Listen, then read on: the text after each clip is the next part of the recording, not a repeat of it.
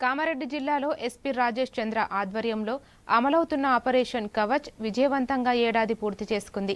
ఈ ఏడాదిలో లక్షలాది వాహనాల తనిఖీలు, వేలాది డ్రంక్ అండ్ డ్రైవ్ కేసులు నమోదు చేయడంతో పాటు గంజాయి, అక్రమ ఇసుక, గుట్కా రవాణాపై కఠిన చర్యలు తీసుకున్నారు. దొంగతనాల ఛేదన, అంతర్రాష్ట్ర నేర ముఠాల నియంత్రణలోనూ పోలీసులు విజయాలు సాధించారు. ప్రజల భద్రతే లక్ష్యంగా ఆపరేషన్ కొనసాగుతుందని ఎస్పీ రాజేష్ చంద్ర తెలిపారు. సర్ప్రైజ్ గా కొన్ని చోట్లలో మనకి నాకాబందీ ఉంటుంది.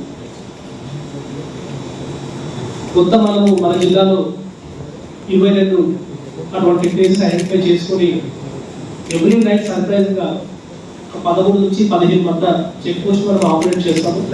నేను వచ్చిన మొదటి 3 నెలల్లో సుమారుగా 10 గ్యాంగులు మన కామారెడ్డి జిల్లాకి ఇంటర్స్టేట్ గ్యాంగ్స్ రావడం మనం అబ్జర్వ్ చేయడం జరిగింది. దాంతో మన ఆఫీసర్స్ అందరితో కలిసి ఒక స్టడీ, ఈ క్రైమ్ ప్యాటర్న్ స్టడీ చేసుకొని ఈ యొక్క ఆపరేషన్ కవచ్ ప్రోగ్రామ్ కూడా డివైస్ చేయడం జరిగింది.